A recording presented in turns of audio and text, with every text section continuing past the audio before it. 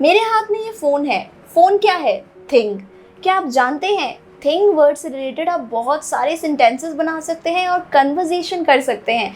तो आइए आज इस वीडियो लेसन में यही जानते हैं कैसे हम थिंग वर्ड से रिलेटेड कन्वर्सेशन कर सकते हैं। Hello and welcome to Hind coach. मैं हूँ वंदना और आज इस वीडियो लेसन में सीखते हैं कुछ interesting conversation related to the word thing.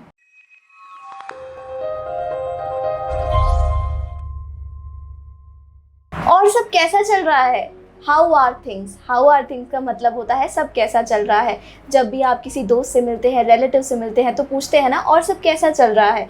और सब कैसा चल रहा है इसको इंग्लिश में आप कहते हैं हाउ आर थिंग्स। या फिर आप बोल सकते हैं how are things going on. और चीज़ें कैसी चल रही हैं और सब कैसा चल रहा है। हाउ आर थिंग्स या फिर how are things going on. अगर सपोज आपकी सिचुएशन बहुत ज़्यादा बुरी है, स्थिति खराब चल रही है, तो आप बोल सकते हैं थिंग्स आर प्रिटी बैड। स्थिति काफ़ी ज़्यादा ख़राब है, बुरा वक्त चल रहा है। Things are pretty bad. Things are pretty bad for me right now. I lost my job. मेरे लिए चीज़ें अभी बहुत ही ज़्यादा ख़राब है क्योंकि मैंने अपनी जॉब खो दी। Things are pretty bad for me right now because I lost my job. Things are looking up. स्थिति में सुधार आ रहा है। अगर कोई आपको बोलता है स्थिति में सुधार आ रहा है तो आप इंग्लिश में बोल सकते हैं थिंग्स आर लुकिंग अप। मेरी स्थिति में सुधार आ रहा है। Things are looking up for me यानी कि मेरी स्थिति में अब सुधार आ रहा है। कोई आपसे राय मांगता है, ओपिनियन मांगता है आपका कि तुम्हें क्या लगता है ये सब चीज़ कैसी है, ये मैटर कैसा है। What do you think about the whole thing. इस पूरी बात के बारे में तुम्हारा क्या ख्याल है। What do you think about the whole thing. इस पूरी चीज़ पर तुम्हारा क्या ख्याल है, इस पूरी बात पर तुम्हारा क्या ख्याल है।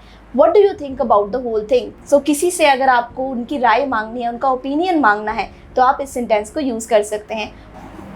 कुछ गड़बड़ है। The whole thing looks messed up. कुछ गड़बड़ है। अगर आप कोई प्रॉब्लम के बारे में बात करते हैं कि कुछ गड़बड़ है, the whole thing looks messed up. पूरी चीज़ कुछ गड़बड़ लग रही है, the whole thing looks messed up. तो आप ऐसे बोल सकते हैं। आप किसी से बातचीत कर रहे हैं और कुछ अपना पॉइंट ऑफ व्यू रख रहे हैं, कोई अपनी बात बता रहे हैं। बात ऐसी है कि, बात ये है कि, बोलते हैं ना हम जब हम किसी से बात कर रहे होते हैं तो हम अपनी बात रखते हैं या अपना पॉइंट ऑफ व्यू रखते हैं तो हम बोलते हैं बात ऐसी है कि, बात ये है कि। तो इंग्लिश में उसको आप बोल सकते हैं द थिंग इज़ दैट। बात ये है कि आज मैं लेट उठी तो मैं लेट आई। The thing is that I woke up late today so I got late. किसी ने मुझसे पूछा ऑफिस में आज इतनी लेट क्यों आई हो, मैंने कहा आज मैं लेट उठी इसलिए मैं लेट आई। बात ये है कि the thing is that I woke up late today so I got late. बात ऐसी है कि आज मैं लेट उठी इसलिए मैं लेट आई। तो जब आप अपना पॉइंट ऑफ व्यू रखते हैं, आप किसी को अपनी बात एक्सप्लेन करते हैं तो आप बोल सकते हैं द थिंग इज़ दैट। बात ये है कि। अगर आपको कोई मज़ेदार वाली बात करनी है, कोई मजाकिया बात करनी है, कोई मज़ेदार बात करनी है, मजाकिया बात ये है, मज़े वाली बात ये है कि the funny thing is that I forgot your name. मज़े वाली बात तो ये है, मजाकिया बात या मज़ेदार बात तो ये है कि मैं तुम्हारा नाम ही भूल गई हूँ। The funny thing is that I forgot your name. कई बार ऐसा होता है कि we tend to forget the things. तो आप बोल सकते हैं मज़े वाली बात तो ये है, या जब आप कोई मजाकिया बात करते हैं, कोई मज़ेदार वाली बात करते हैं तो आप इस सेंटेंस का यूज़ कर सकते हैं। The funny thing is that I forgot your name. मज़े वाली बात तो ये है कि मैं तुम्हारा नाम ही भूल गई हूँ। अगर आपको एक और बात किसी को कहनी है, एडिशन में कोई बात कहनी है, आप कन्वर्सेशन कर रहे हैं, बातचीत कर रहे हैं, लेकिन आपको अपना पॉइंट ऑफ व्यू रखना है और एक और बात उनसे कहनी है तो आप बोल सकते हैं there is one more thing. इसका मतलब है एक और बात है। There is one more thing I would like to tell you. एक और बात है जो मैं आपसे कहना चाहूँगी। There is one more thing. There is one more thing का मतलब है एक और बात है। There is one more thing I would like to tell you. एक और बात है जो मैं आपसे कहना चाहूँगी।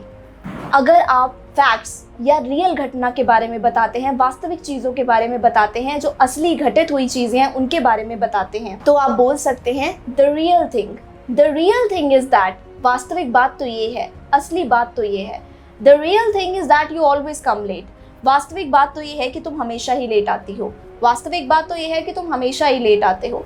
The real thing is that. तो अगर आपको किसी को रियल थिंग बतानी है, वास्तविक बात बतानी है, कोई असली बात बतानी है तो आप इस सेंटेंस का यूज़ कर सकते हैं the real thing is that. Oh shit, मैं तो भूल ही गई, सबसे पहले काम तो मुझे वो प्रोजेक्ट देना था।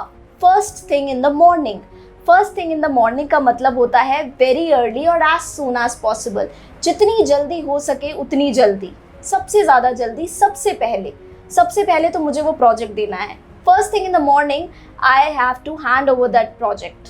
First thing in the morning. If you do like this video, then please do like it, share it and subscribe it. अगर आप फ्यूचर के बारे में जानना चाहते हैं कि फ्यूचर में क्या होगा, फ्यूचर की बातों को कैसे एक्सप्रेस करना है, तो ये फ्यूचर टेंस की वीडियो को आप देख सकते हैं। अगर आपको ये वीडियो पसंद आई है तो इसे ज़्यादा से ज़्यादा लाइक करें, शेयर करें और सब्सक्राइब करें। Thank you so much for watching this video. Please do like, share and subscribe our channel Hind coach. Thank you.